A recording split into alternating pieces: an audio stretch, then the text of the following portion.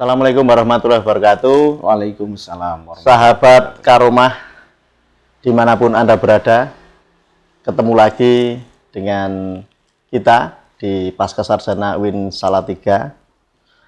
Pada kesempatan kali ini, di bulan yang suci ini, kita kedatangan tamu yang sangat luar biasa, yang sangat spesial pada hari ini, yaitu beliau yang terhormat Dr.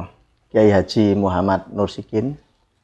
Beliau adalah Kaprodi S2 PAI Pasca Sarjana UIN Salatiga, dan juga beliau itu adalah seorang pengasuh pondok pesantren modern An-Nur Pabelan. Yang pada kesempatan pada hari ini beliau akan kita timba ilmunya, akan kita mintai ceramahnya ya, yang berkaitan dengan tema kita pada pagi hari ini, yaitu kiat-kiat meraih kemuliaan Ramadan.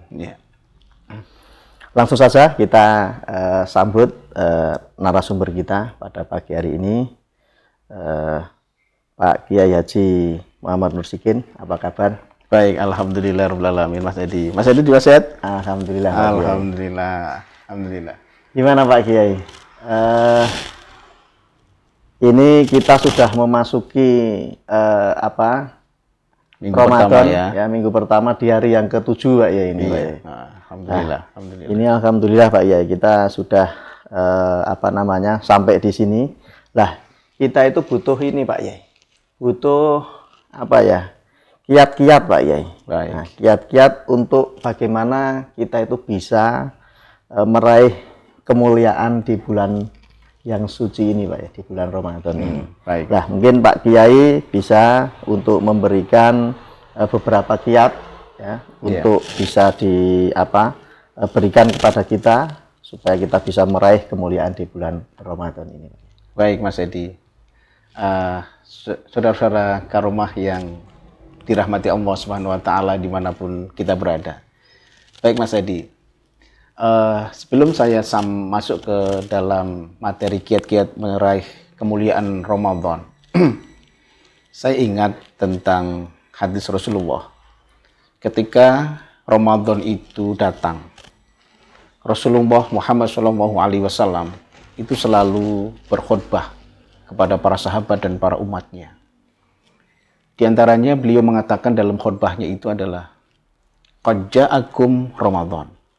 Telah datang Ramadan. Syahrun mubarakun. Yaitu bulan yang penuh dengan keberkahan. Nah, ini luar biasa. Jadi ketika Rasulullah Muhammad SAW menyampaikan khutbahnya ini, telah datang Ramadan, bulan dengan penuh keberkahan. Dan juga beliau menyampaikan dalam hadisnya adalah iftaradallahu alaikum siyamuhu, bahwa kamu diwajibkan dalam bulan itu untuk berpuasa. Saudara yang dirahmati Allah, bahwa kita sebagai orang muslim, kita mengakui bahwa diri kita orang muslim, kita iman kepada Allah, bagaimana kita harus mempunyai sebuah komitmen sebagaimana Allah sampaikan dalam surah Al-Baqarah, ya ayyuhalladzina amanu kutiba alaikumusiyam kama kutiba alal ladzina min qablikum la'allakum tattaqun. Hei orang-orang yang beriman, diwajibkan atas kamu berpuasa. Artinya bahwa khitab ini adalah terimplementasi atau ditujukan kepada orang-orang yang beriman. Makanya Rasul mengatakan iftaradallahu siyamuhu. Kamu diwajibkan di bulan itu untuk berpuasa. Nah, bagaimana kita di bulan ini, kita di awal minggu pertama di bulan Ramadan ini ya Mas ya, bagaimana kita harus benar-benar hiroh kita, semangat kita untuk meraih kemuliaan di bulan Ramadan ini. Maka saya ingat dengan apa yang disampaikan oleh Imam Al-Ghazali dalam kitab Ihya Ulumuddin. Ada 3 kiat yang penting ini Mas Edi. Ada 3 kiat yang harus kita kita lakukan atau kita implementasikan dalam meraih kemuliaan di Ramadan ini. Yang pertama, Al-Ghazali mengatakan, bagaimana puasamu itu dengan prinsip yang pertama adalah al-mujahadah. Nah ini Mas Edi. Al-mujahadah itu adalah prinsip kesungguh-sungguhan untuk meraih Ramadan. Untuk meraih kemuliaan di bulan Ramadan. Yang kedua adalah prinsip al-muhasabah. Al-muhasabah itu adalah bagaimana kita selalu berintrospeksi dalam puasa kita, bagaimana ketika kita sahur sampai sahur lagi, kita benar-benar bahwa puasa kita ini sudah benar atau tidak. Yang ketiga adalah prinsip muqarrabah. Nah, prinsip muqarrabah ini adalah bagaimana kita mempunyai sebuah komitmen dalam diri kita bahwa apa yang kita lakukan, apa yang kita kerjakan, itu adalah akan dilihat oleh Allah. Kedekatan kita kepada Allah Subhanahu wa Ta'ala. Nah, itu Mas, 3 prinsip yang kita sampaikan.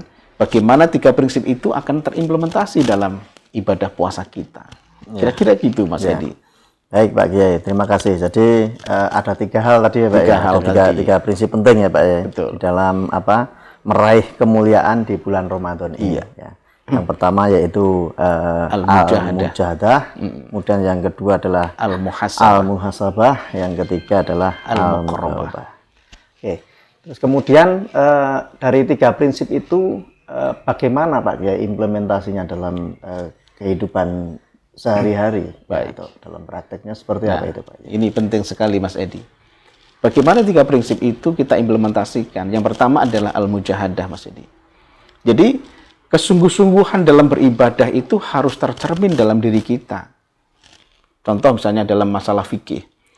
Kalau kita berpuasa, harus niat malam hari, Mas Edi. Kalau nggak niat, nggak sah puasa kita. Yang kedua, al-mujahadah adalah bersungguh-sungguh bahwa kita akan melakukan puasa itu lahir dan batin. Lahir dan batin itu tidak hanya puasa, kayak disampaikan Nabi itu, banyak orang yang berpuasa. Kam min shaim laisa lahu siyamu. Yaitu adalah banyak orang yang berpuasa tapi dia tidak mendapatkan puasanya. Hanya ilal ju'i wal atsi. Hanya mendapatkan lapar dan dahaga. Esensi daripada puasa itu enggak dapat. Maka al-mujahadah di situ bahwa bagaimana kita berpuasa tidak hanya lahir tapi juga puasa batin. Artinya bahwa bersungguh-sungguh untuk memperbaiki kualitas ibadah kita. Yang kedua adalah al-muhasabah. Bagaimana al-muhasabah itu terimplementasi ketika kita berpuasa. Jadi bahwa ketika puasa itu kita harus selalu bermuhasabah. Ya Allah, jangan-jangan ibadah puasa saya ini ibadah yang belum pas menurut Allah. Nah, makanya ketika kita sahur sampai sahur kembali, kita harus mengevaluasi. Hasibu anfusakum qabla an tuhasibu. Hisablah dirimu sebelum kau dihisab oleh Allah. Ini boleh Mas Edi. Kita mengangen-angen atau kita bertahanus, berdiam diri dan mengangen-angen supaya puasa kita itu diterima oleh Allah. Yang terakhir adalah al-muqarrabah. Bahwa kedekatan kita, ibadah puasa kita, yakin bahwa ibadah puasa itu adalah ibadah sir, ibadah rahasia yang tahu hanyalah diri kita dan Allah Subhanahu wa Ta'ala. Maka Allah mengatakan, ana min ajzibih. Aku sendiri yang akan membalas pahala daripada puasa itu. Kira-kira itu Mas Adi. Sehingga apa? 3 prinsip itu harus benar-benar kita implementasikan dalam ibadah puasa kita. Ya. Baik, terima kasih Pak Kiai. Ini sangat mencerahkan ini untuk kita semua ini ya. Khususnya para pemirsa di seluruh tanah air yang menyaksikan acara ini. Dan ini yang terakhir Pak Kiai, pertanyaan dari saya atau poin yang terakhir yaitu mohon kami diberikan pesan, pesan penting ya Pak ya di dalam mencapai tadi ya kemuliaan di bulan Ramadan ini. Itu kira-kira pesan pentingnya apa Pak Kiai? Jadi yang paling penting adalah begini Mas Edi.